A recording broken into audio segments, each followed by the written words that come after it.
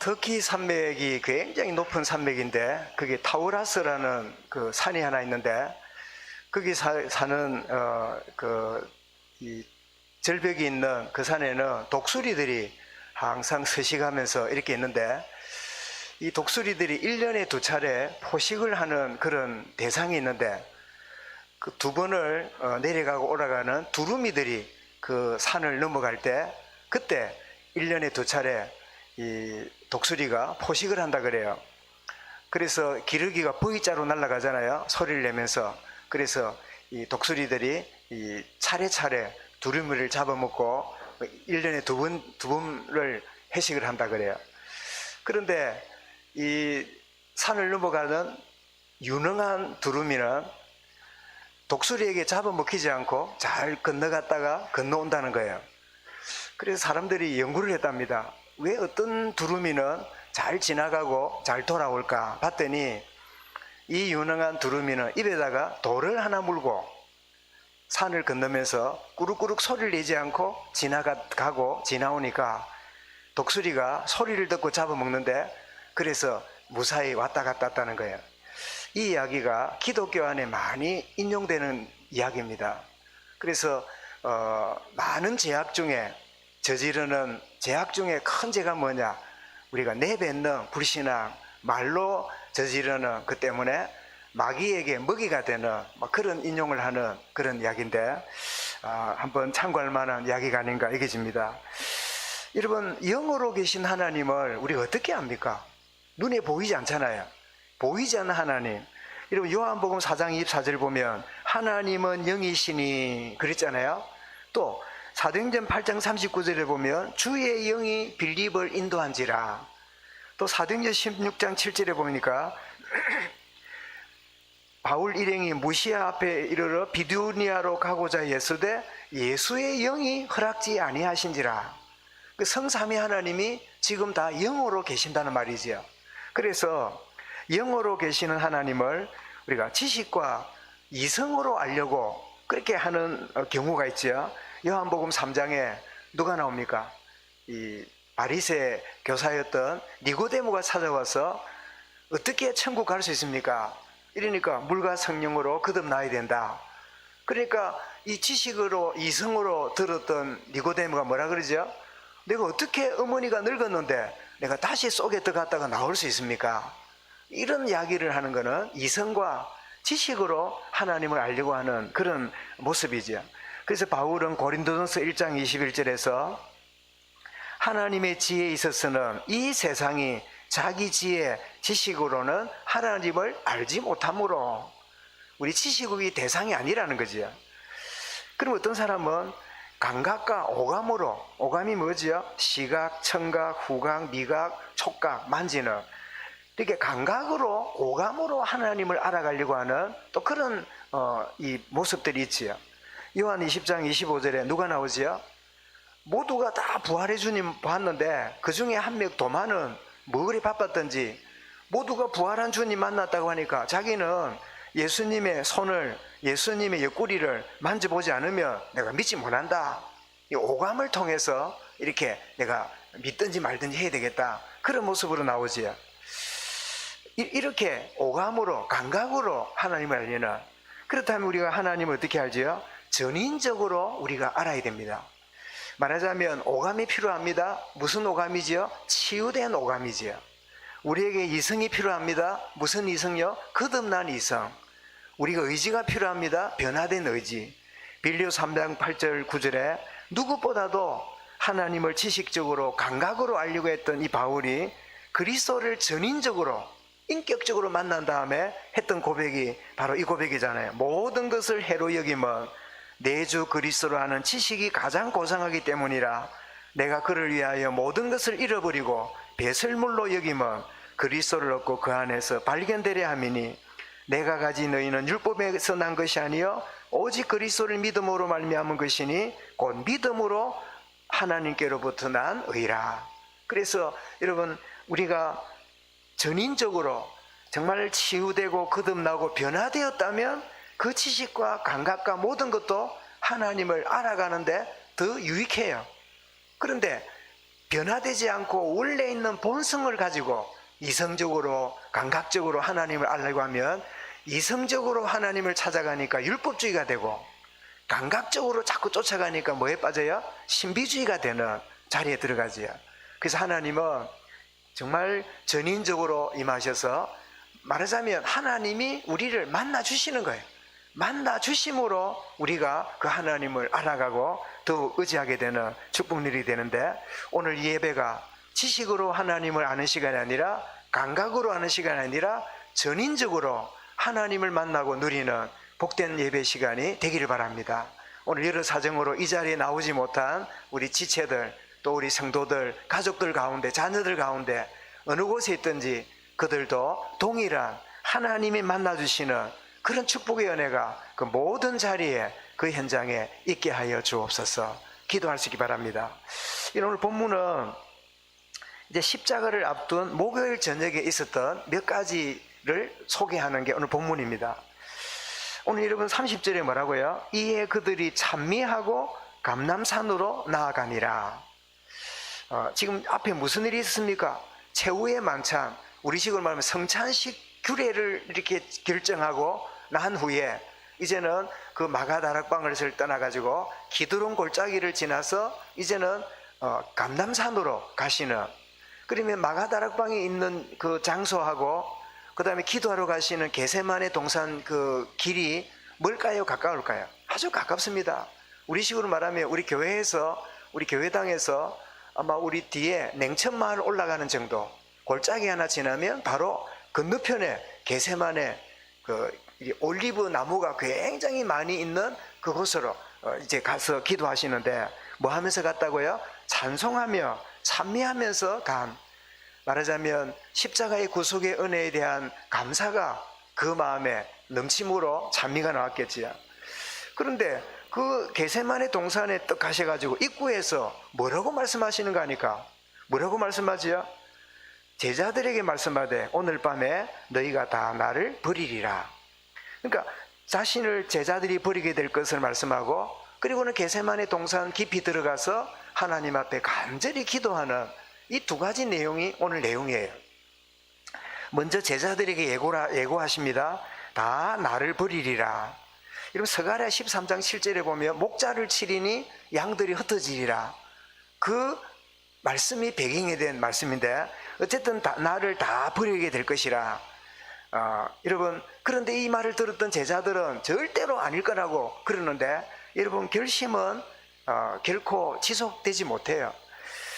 내가 그렇게 말씀한 다음에, 그러나 너희가 다 나를 버릴지라도 내가 다시 살아난 후에 너희보다 먼저 갈릴리로 가리라. 여러분 갈릴리 이러면 제자들에게 갈릴리가 뭡니까? 그들의 고향이잖아요. 12명의 제자 거의 다 그들의 출신지가 어디지요? 갈릴리잖아요.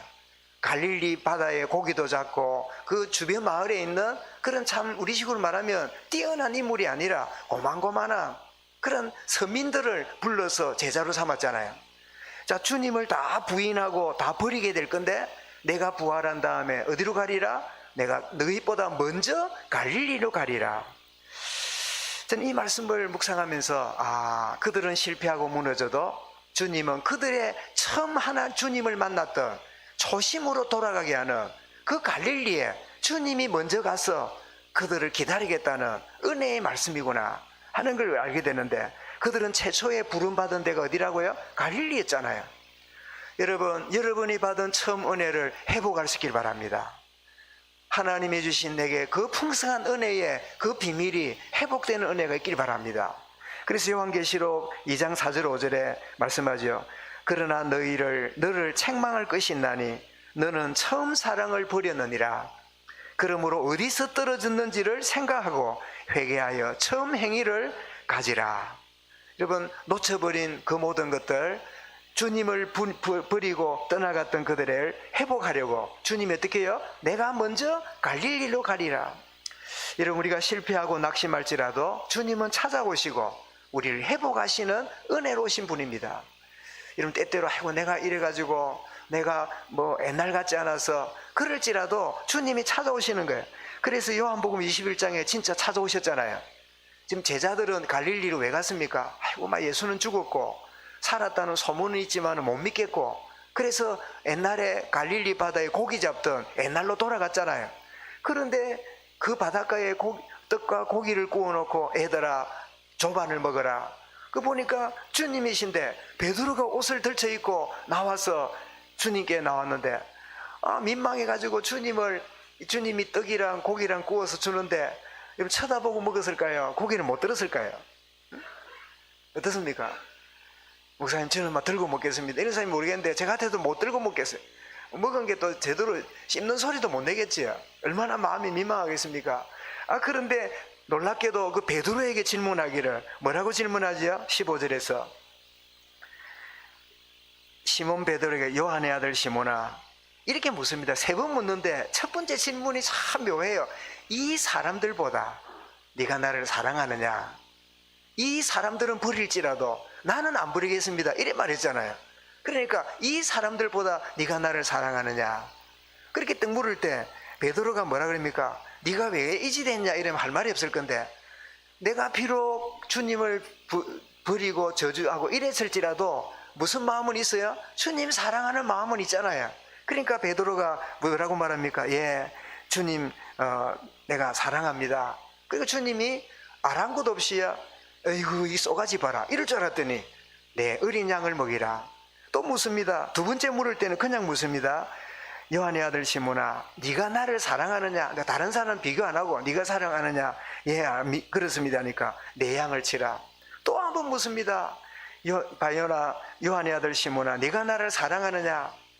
그러니까 예, 근심하여 내가 주님 사랑하는 걸 주님이 아시지 않습니까? 내가 비록 이 행동은 이렇고 비록 내가 이렇게 자리에 와 있지만은 내 마음은 그렇지 않다는 걸 주님이 알지 않습니까? 그랬을 때 주님 뭐라고요? 내 양을 먹이라. 여러분, 주님은 우리의 행동 이전에 우리의 중심을 보시고 주님이 우리를 회복하고 찾아오시는 그런 하나님인데, 이런 축복이 우리 자신과 우리 모든 관련된 모든 곳곳마다 주의 회복되고 치유한 은혜가 있게 하여 주옵소서. 이 말씀을 붙드는 시간이 될 수 있길 바랍니다. 자, 이렇게 말씀할 때 베드로가 뭐라고 말하죠? 30절, 나는 결코 버리지 않겠습니다. 그러니까 주님 뭐라고요? 그래, 네가 다 굴기 전에 3번 나를 부인하리라. 다 굴기 전에 3번 부인하리라. 이러니까 베드로가 그 말을 듣고 어떻게 합니까? 죽을지언정, 주를 위해서 내가 죽을지언정 결코 부인하지 않겠습니다, 이렇게 말하는데, 이런 부인이 뭐지요? 모른다, 나는 관계없다, 나는 저 사람하고 관련이 없다, 부정하는 거지요. 그런데 부정하는 정도가 아닙니다. 여러분 74절 한번 볼까요? 오늘 본문에 오늘 읽지 않았습니다마는 74절에 부인하는 정도가 아니라 어떻게까지 부인했지요? 그가 뭐하여? 예, 저주하며 맹세하여 이르되, 저주하며 맹세하여 이르되 저 사람을 알지 못하노라 하니 닭이 고구 울니라. 예수님은 그래도 좀 부드럽게 말씀해서 나를 부인하리라 이랬더니 절대 나는 죽을지언정 부인하지 않을 겁니다 이랬는데, 부인 정도가 아니라 뭐라고요? 저주까지 하면서 나는 저 사람 알면 걔가 내 엄마다면서, 말하자면 막 그런 식으로까지 말할 만큼 심각한 그런 일이 벌어지는데도 지금까지는 베드로는 자신을 너무 과신해요. 자기가 얼마나 연약한 존재인지 몰라. 참 이런 자리에 있는데, 여러분, 참된 신앙은 다짐과 결심으로 되는 게 아닙니다. 하나님의 은혜로 되는 거예요. 하나님의 은혜가 내게 필요합니다. 은혜 아니면 나는 주님을 부인하는 정도가 아니라 저주까지 하는 그런 연약한 존재입니다. 이 사실을 우리에게 말씀을 던져주는 거예요. 이미 예수님은 누가복음 22장 31절 32절에서 시몬아 시몬아 사단이 너를 밀가부르듯 하려고 요구하였으나, 사단이 우리를 밀가부르듯이, 이런 밀가부르는 거 압니까? 저도 이렇게 간접적으로 알지 해보진 않았는데요. 해본 분도 계시겠지요. 농촌 출신들은, 그죠?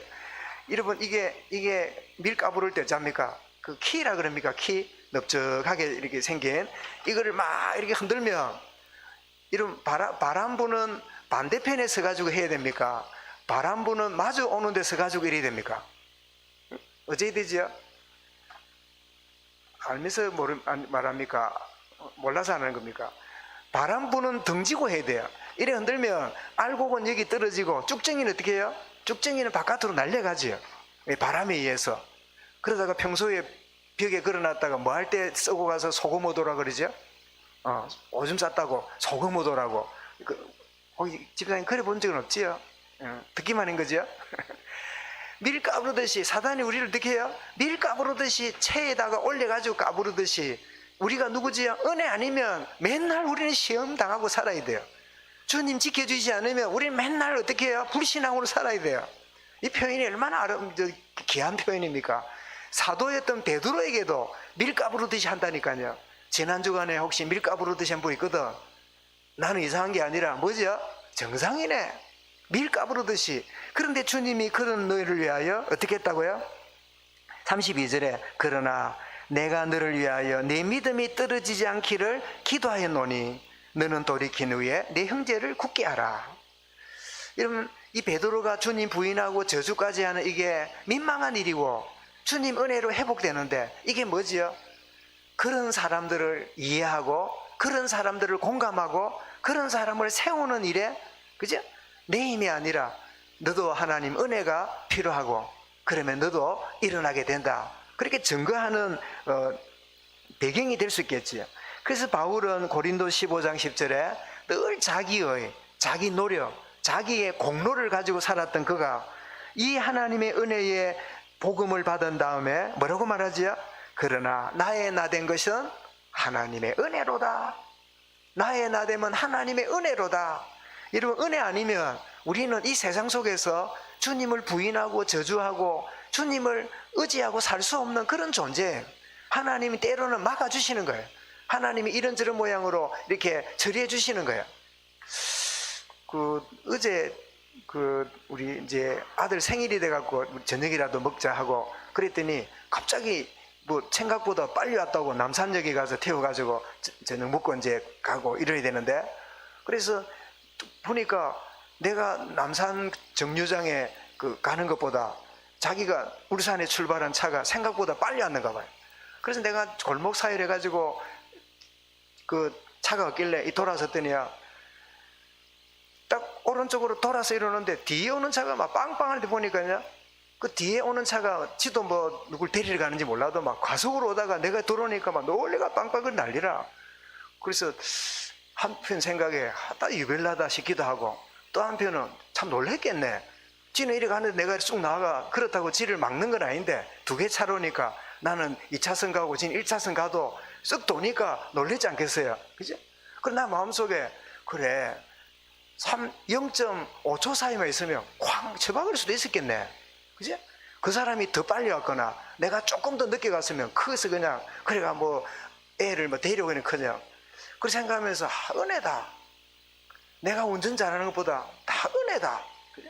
여러분, 어떤 때는 뭐 우리 조직이나 만남 속에 이런 말도 하고 저런 말을 하는데 어떤 때는 이 말보다 더 흉악한 말도 할 수 있잖아요. 나 그까지만 말하는 게 은혜다. 또 어떤 때는 이 말을 안 해야 되는데 내가 이 말을 안 해야 되는데 어떤 때는 무심코 하게 되잖아요. 그런데 하게 될 때 그 말을 듣고 나는 이런 의도로 말했는데요, 저 사람은 그 말의 의도를 못 알아들어서 아이고 은혜다. 그런 경험 없습니까? 나는 막 이런 의도로 말해가지고 저 사람이 다 알아들었으면 나를 패 죽이려 할 건데 내가 하는 말을 잘 못 알아들었어. 그것도 뭐지? 하나님 은혜라. 하여튼 여러분, 은혜 아니면 우리가 살아갈 수 없는 그런 존재예요. 베드로가 주님을 부인할지라도 주님은 그 은혜 가운데 참 있게 되는, 나는 절대로 주님 부인하지 않을 겁니다. 그러나 네가 나를 부인하게 될 거다. 그런데 나중에 저주까지 한 다음에 베드로는 무슨 생각했을까요?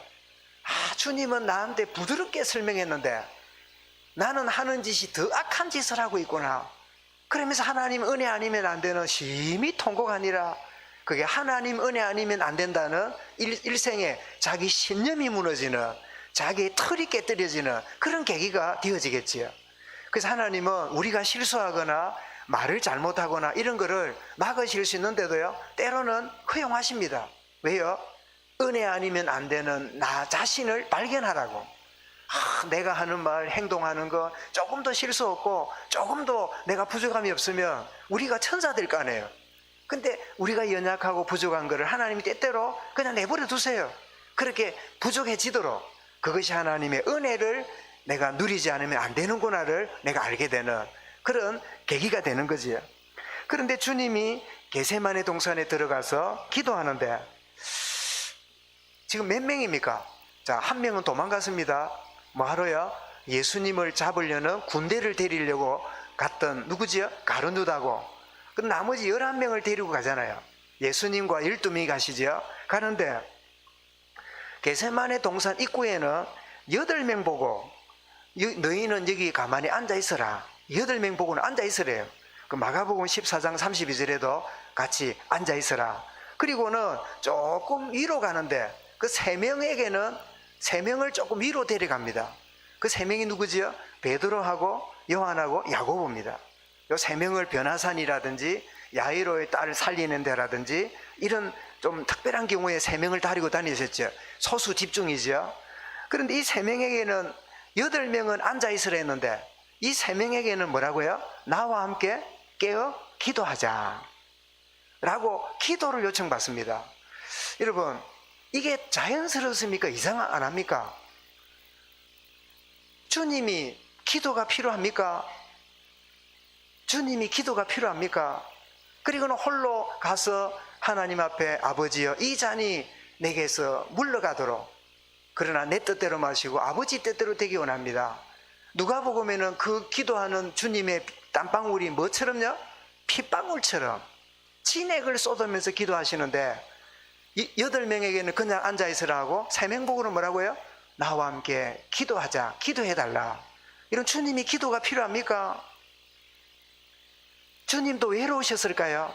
예, 주님이 기도가 필요했어요. 주님도 인성을 가지셨기 때문에 주님이 외로우셨어요. 온 인류의 제약을 거머쥐고 주님 앞에 나왔는데 종교 지도자들은 흉계를 꾸미고 있고 제자들도 자기를 버리는 것을 알았기 때문에 너희들에게 기도하자고 하는데 기도가 필요해요. 사랑하는 여러분, 여러분의 기도가 옆에 있는 사람에게, 여러분의 기도가 옆에 사람을 위하여 기도가 필요합니다. 우리 모두가 기도가 필요해요. 사랑하는 성도 여러분, 여러분의 기도가 제게 필요합니다. 우리 중직자들에게 뭐가 필요해요? 기도가 필요해요. 우리 모든 렘넌트들에게 기도가 필요해요. 오늘 이 자리까지 못 나올 만큼 힘들어 있는 그들을 어떻게 해요? 기도해야 될 필요가 있는 거야. 주님이 우리에게 인성을 가지신 주님이 제자들에게 그 불신앙하고 나를 부인하리라 그런 모자라기 짝이 없는 제자들인데도 뭘 부탁해요? 나와 함께 기도하자. 그런데 8명은 어찌 보면 그냥 뭐 간 믿는 초신자라면 이 3명은 일종의 중직자 내지는 믿음의 연수가 있는 그런 어떤 대상이라고 오늘 우리 적용해 볼 수 있겠지요. 그리고는 주님은 더 멀리 올라가서 주님 앞에 무릎 꿇는데 이렇게 하나님과의 관계 속에 깊이 깨어있는 자는 그렇게 많지 않다는 거예요. 그죠? 8명의 무리 속에 있는 사람, 깨어 기도하자고 요청받은 3명의 사명 받은 사람, 그리고 진짜 그 시대의 문제를 안고 주님 앞에 무릎 꿇는 1명의 자리. 그래서 8명, 3명, 1명의 자리가 나는 어느 자리에 있는가? 이게 일종의 메시지예요. 그런데 1명은 어디 갔습니까? 응? 앉아있는 자리도 없고 어디가 있죠? 반대편에서 우리 다음 주 보겠습니다마는 이 군인을 끌고 예수님을 팔려고 예수님을 배신하려고 끌려오는 그런 한 자리, 그 한 자리에는 우리가 있어서는 안 될 일이지요. 그것은 배교자요, 그것은 적그리스도의 자리에 있는 그런 존재니까 그럴 수는 없는 거지요. 주님이 기도를 요청하고 있는 이 여러분 내용은 오늘 우리에게 큰 여러분 도전으로 다가옵니다. 그래, 나의 기도를 필요로 하는 사람이 내 주변에 많이 있다. 우리는 흔히 그러지요. 기도 좀 이러니까 기도해 주세요. 그런 이야기를 우리가 가끔 이게 듣기도 하지요. 그러나 여러분, 더 우선에 나의 기도를 필요로 하는 사람이 많다. 저분은 결코 기도가 필요 없을 거 아니다. 저 사람은 오히려 기도가 더 필요하다. 더 나의 기도를 기다리고 있다. 여러분, 그렇다면 우리 진짜 중심으로요, 우리가 만나고 헤어질 때 우리가 해야 될 일이 있다면, 기도하겠습니다. 그는 빈말이 안 되는 거예요. 여러분, 한번 좌우로 두 분 말하시기 바랍니다. 좌측을 보고 우측을 보고 기도해 드리겠습니다. 또 한쪽으로 기도해 드리겠습니다. 또 말해 보십시오. 다시 말하죠. 제게 기도가 필요합니다. 또 한번 해보십시오. 저를 위해 기도해 주십시오. 네, 많이 하세요. 근사님 많이 하세요. 우리는 보통 뭐 심각한 일이 벌어지면 목사님 기도해 주세요. 보통 때는 안 해도 됩니다. 아니요.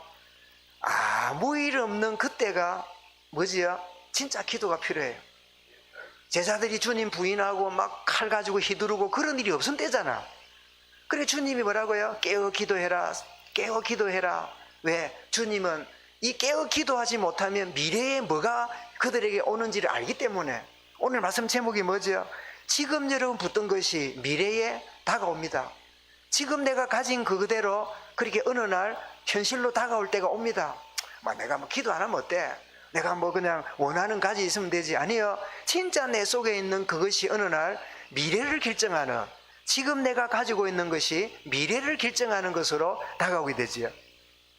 지금 붙는 건 미래에 나타나고 결정되는데, 자, 이렇게 기도를 이렇게 요청한 다음에 주님이 홀로 나가서 아버지 하나님께 기도하고 있습니다. 그게 39절, 42절, 44절이죠. 그런데 기도해놓고 이제 깨어있으라고 하는 제자들이 떠가 보니까 그 제자, 이제 깨어 기도하자는 제자가 3명인데 제자들이 어떻게 있습니까? 40절 보십시오. 자, 39절에 나의 원대로 마시고 아버지 원대로 되기 원합니다. 기도하고 있는데 제자들에게 또 오십니다. 뭐 하는 걸 보고? 조는 겁니까? 자는 겁니까? 여러분, 기도하자 했으니까 처음부터 엎어자지는 않았겠지요. 뭐 했을까요? 처음에는 졸았겠지요. 졸다가 이제는 막 에레기 하고 이제 그냥 자기 시작하는 거죠. 베드로에게 말씀하되 너희가 나와 함께 1시간도 이렇게 깨어 있을 수 없더냐. 시험에 들지 않게 깨어 기도하라. 마음에는 의로되 육신이 약하구나. 그래 놓고 또 기도하다가 또 주님이 또 오시니까 또 뭐 하고 있습니까? 43절에 다시 오사 보신저 그들이 자니 이는 그들의 눈이 피곤함이지라.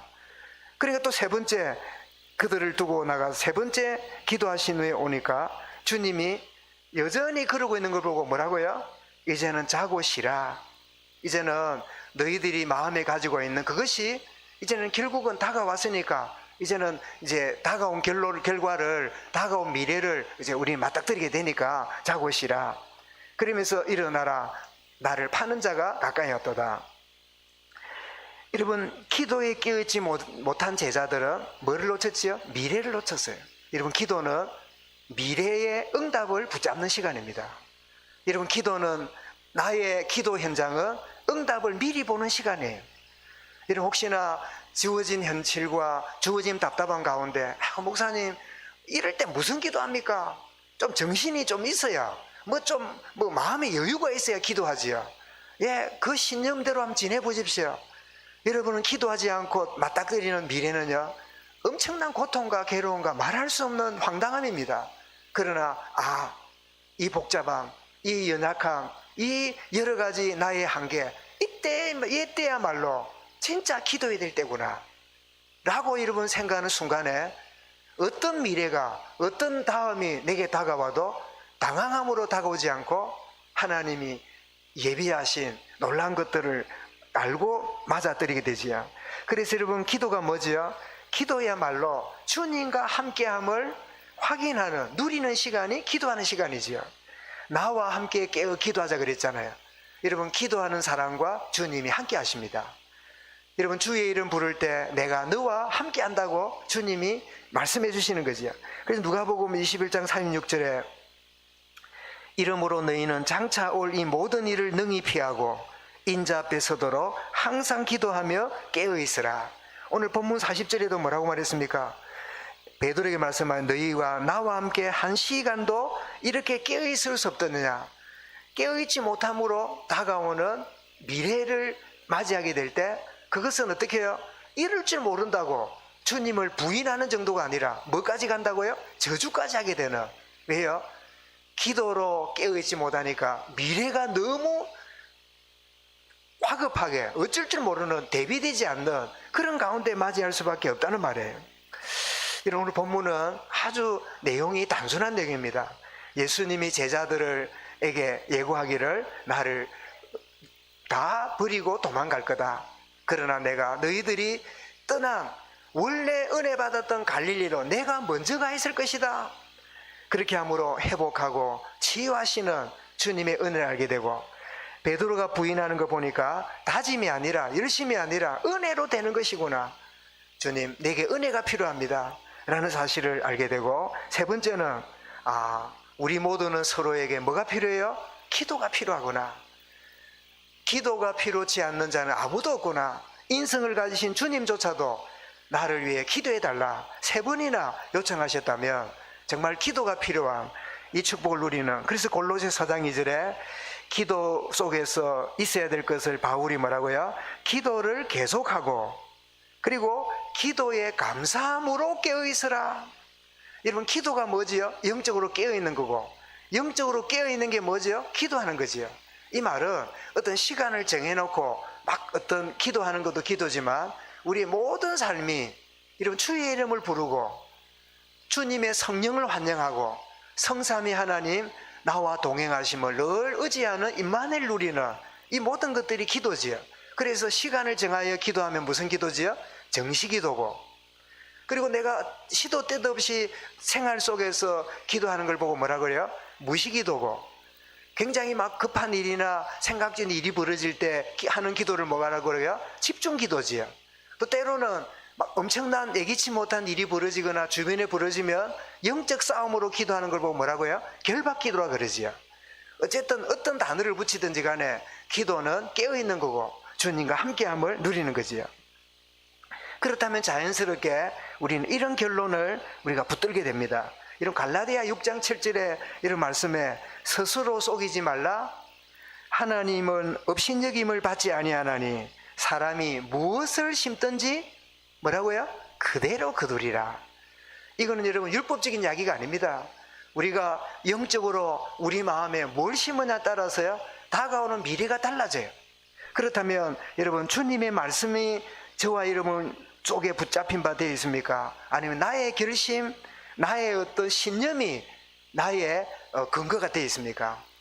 이 따라서 여러분 미래가 달라지겠지요. 그런가 하면 나는 지금 뭘 붙들고 있습니까? 언약 붙든 기도 속에 있습니까? 아니면 환경과 처지 쳐다보고 이거 어떻게 바꾸지 하면서 인본주의 쓰는 가운데 여러분이 있습니까? 여러분이 붙들고 있는 게 뭡니까? 여러분이 지금 기도 속에 깨어있으므로 미래의 응답을 보고 계십니까? 아니면 오늘만 쳐다보고 왜 이런가? 나는 왜 되는 게 없는가? 왜 어려운 뿐인가? 하고 오늘만 쳐다보고 있습니까? 진정으로 하나님 주신 그리스도의 언약의 이 비밀을 우리 마음에 담는다면 나의 결심을 뛰어넘고 나의 환경과 처지를 뛰어넘고 오늘이라는 현실을 뛰어넘는 하나님 미래의 응답을 누리게 되는 그 축복을 누리게 될 것인데, 정말 주님이 은혜로 함께 하시고 또 우리를 새롭게 회복하시고 기도로 깨어있는 축복 가운데 있으므로 정말 그렇다. 나의 기도가 필요한 자들이 너무 많다. 그런데 누가 나의 기도를 필요로 하는지를 잘 모르잖아요. 그래서 하나님이 나의 기도를 필요로 하는 자를 보여주는 방법이 뭔지 압니까? 내 직장에서 까칠하게 하는 사람이에요. 내 집안에서 나를 힘들게 하는 사람이에요. 항상 나에게 걸림돌이 되는 사람이에요. 내게 늘 생각만 해도 부담되는 존재예요. 그들이 누구지요? 나의 기도 대상입니다. 우리는 흔히 그럽니다. 아이고, 저거는 기도 바깥으로, 기도는 예뻐야 해주지, 꼴보기 싫은 위해서 기도를 해? 저거는 그냥 망해야 돼. 우리 그런 게 본성이잖아요. 진짜 기도가 필요한 자가 누구지요? 나를 힘들게 하고 나를 아프게 하고 나를 가로막는 자가 뭐 하는 대상이라고요? 기도 대상자입니다. 정말 참된 하나님의 은혜 가운데 지금 내가 붙잡고 있는 생각, 내 속에 자리 잡고 있는 신령, 내 가지고 자리 잡고 있는 그것이 미래에 반드시 다가오는 미래를 보게 됩니다. 여러분, 지금이 오늘 30 말씀처럼 이에 그들이 찬미하고 감람산으로 나아가니라. 자, 찬미하고 갔는데 주님 부인하고 졸고 있고 주님 부인하는 정도로 저주까지 했잖아요. 그런데 찬미하고 갔잖아요. 이것이 그들의 미래였습니다. 여러분, 어떤 가운데 있을지라도 주님이 나와 동행하시고 내가 어떤 실패 가운데 있더라도 주님이 나의 찬송이 되신다. 이 사실이 우리 마음에 있다면 어떤 미래가 오더라도 하나님은 이 찬미하는 오늘의 약속을 붙잡으면 이런 결과와 축복을 우리에게 예비해 놓고 계신다. 그런 축복의 이 한 주간 저와 여러분 생애될 수 있기를 주의 이름으로 축원합니다. 주님 감사합니다.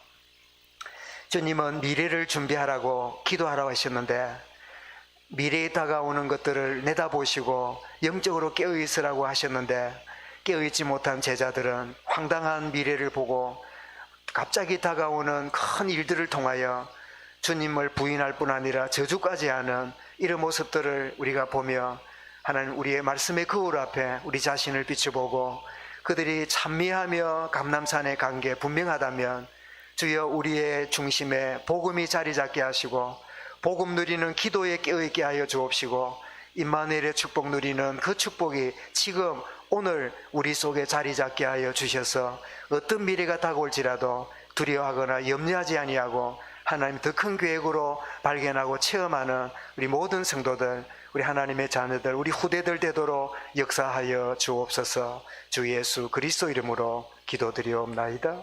아멘.